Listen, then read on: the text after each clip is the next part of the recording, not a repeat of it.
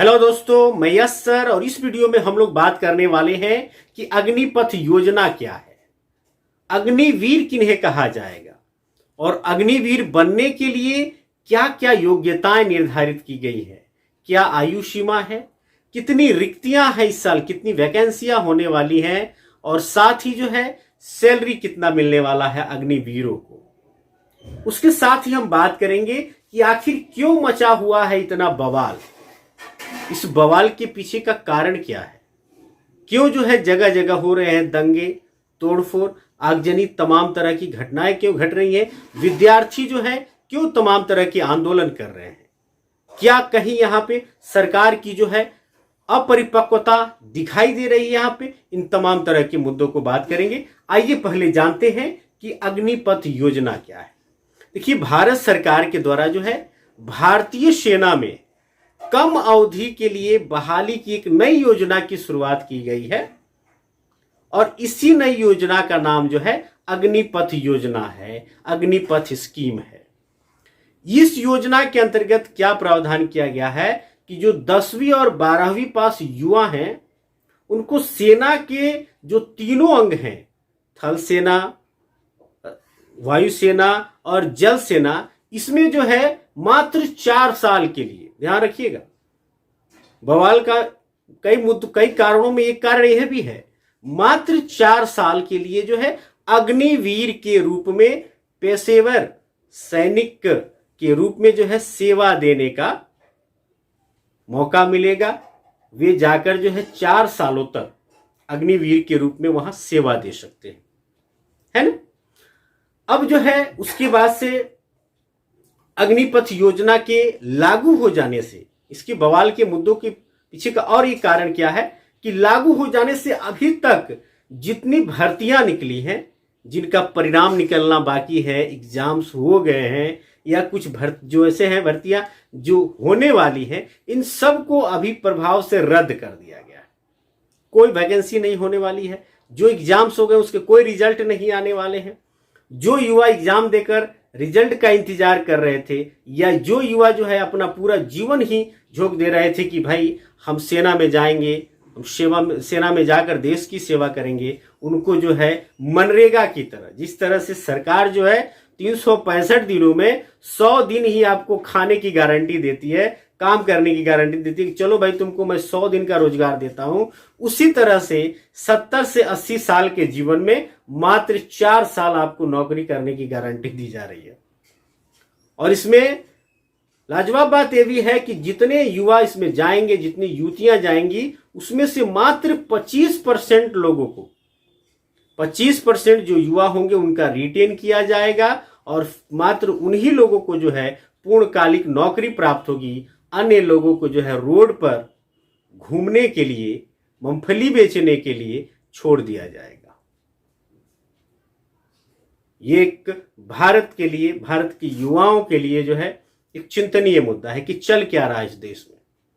इसकी योग्यता की बात की जाए तो इसका जो एज है, एज लिमिट है 17.6 साल से जो है 21 साल के युवा जो है इसका फॉर्म डाल सकते हैं, एग्जाम दे सकते हैं और अग्निवीर बन सकते हैं पास होकर। उसके साथ ही जो है इस योजना की भर्ती का कार्यक्रम जो है 90 दिनों के अंदर किया जाएगा और अभी जो इस साल जो वैकेंसी होने वाली है, सीट की बात करें तो 46,000 सीट की वैकेंसी होने वाली है। 46,000 जो है युवा और युवतियों को नौकरी करने का मौका मिलेगा अग्निपथ योजना के अंतर्गत, अग्निवीर के रूप में। अग्निवीर उनको कहा जाएगा जो तीनों सेनाओं में जाएंगे, उनको अग्निवीर कहा जाएगा। और ये जो स्कीम है, इस स्कीम का नाम है अग्निपथ स्कीम। अग्निपथ योजना में भर्ती की बात की जाए तो भर्ती के लिए जो है आर्मी के जो पुराने तरीके हैं उन्हीं तरीकों का प्रयोग किया जाएगा। फिजिकल होगा उनका, शारीरिक जो है दक्षता परीक्षण होगा, उसके बाद से जो उनका रिटेन होगा, ये दोनों एग्जाम्स लिए जाएंगे। उसके बाद जो है जैसे मैंने बता दिया कि इसकी आयु सीमा क्या है, 17 साल 6 महीने से जो है 21 साल तक के जो युवा या युवतियां हैं जो है वो इसके फॉर्म को भरने की, अग्निपथ योजना के या अग्निवीर बनने की योग्यता को रखते हैं। इनको जो 4 साल तक रखा जाएगा, ट्रेनिंग पीरियड सहित 6 महीने की इनकी ट्रेनिंग होगी और उसके साथ जो है बाकी के जो 3.5 साल है, लगभग 4 साल तक जो है इनको रखा जाएगा। सैलरी की बात की जाए तो प्रारंभिक साल में जो पहले साल में 30,000 से इनकी 30,000 रुपया प्रति माह जो है इनकी सैलरी की शुरुआत होगी, और आखिरी साल में चौथे साल में जो है जाते जाते 40,000 रुपये प्रति माह हो जाएगी। इनकी सैलरी में से जो है लगभग 9,000 रुपया काट कर इनके बचत खाते में सेविंग अकाउंट में डाल दिया जाएगा, और इतना ही पैसा जो है सेना भी डालेगी इनके सेविंग अकाउंट में, जो है इनके रिटायरमेंट के समय जो है सेवानिधि पैकेज के रूप में इनको 11,70,000 रुपया दिया जाएगा, जो कि टैक्स फ्री होगा, जिस पे टैक्स नहीं लगने वाला है। उसके साथ ही जो है इनके लिए 48 लाख का गैर अंशदायी जीवन बीमा हो जाएगा। मृत्यु हो जाने पर, यदि ये नौकरी के दौरान मर जाते हैं, इनका देहांत हो जाता है, तो इनको 44 लाख रुपया अनुदान मिलेगा। साथ ही जो है 4 साल तक जो है इनको सैलरी दी जाएगी, इनके परिवार वालों को मिलेगा, और सेवानिधि जो है 11,70,000 रुपया ये भी इनके परिवार वालों को मिल जाएगा। यदि इसमें भत्ता की बात करें कि भत्ता क्या क्या है, तो रिस्क एंड हार्डशिप है, राशन मिलेगा, ड्रेस मिलेगा, ट्रेवल अलाउंस मिलेगा, ये सारी चीजें मिलेंगी। यदि ये दिव्यांग हो जाते हैं, है ना, डिसेबल हो जाते हैं, तो क्या होगा, तो यदि 100% ये डिसेबल दिव्यांग हो जाएंगे तो 44 लाख रुपया मिलेगा। यदि 75% हो जाएंगे तो 25 लाख मिलेगा, और यदि ये 50% जो है दिव्यांग हो जाएंगे तो इनको 15 लाख रुपया दिया जाएगा। रिटायरमेंट के बाद इनको कोई पेंशन नहीं मिलने वाला है, सिर्फ जैसे कि आपको बता दिया गया कि सिर्फ जो है जो सेवानिधि पैकेज है, मात्र वो पैकेज ही मिलने वाला है।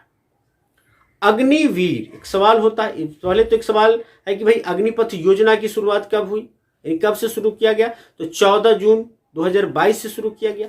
अग्निवीर किन्हें कहा जाएगा, तो वे लोग जो अग्निपथ योजना के तहत जो है सेना में भर्ती हो जाएंगे, सेना में सेवा देने लगेंगे, वैसे लोगों को जो है अग्निवीर कहा जाएगा।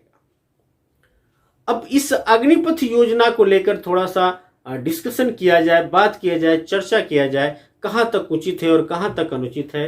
तो मेरे ख्याल से जो है यह योजना देश के सैनिकों के लिए उचित नहीं होगा, क्योंकि एक तरफ सैनिक जो सेवा दे रहा है, जाकर देश की रक्षा कर रहा है, उसके दिमाग में ये बातें हमेशा चलती रहेगी कि 4 साल बाद या 3 साल बाद, 1 साल हो गया है तो 3 साल बाद, 2 साल उसका नौकरी चला गया तो 2 साल तक किसने काम कर लिया उसने, तो 2 साल बाद जो है मेरी नौकरी खत्म हो जाएगी, फिर मैं क्या करूंगा, मेरा जीवन कैसे बीतेगा, कैसे गुजरेगा। एक अलग तरह के जो उधेड़बुन में, एक अलग तरह के तनाव में, एक अलग तरह के दबाव में वो जो है अपना नौकरी करेगा, अपना सर्विस करेगा। उसके अंदर एक डिवोशन नहीं होगा, एक समर्पण नहीं होगा।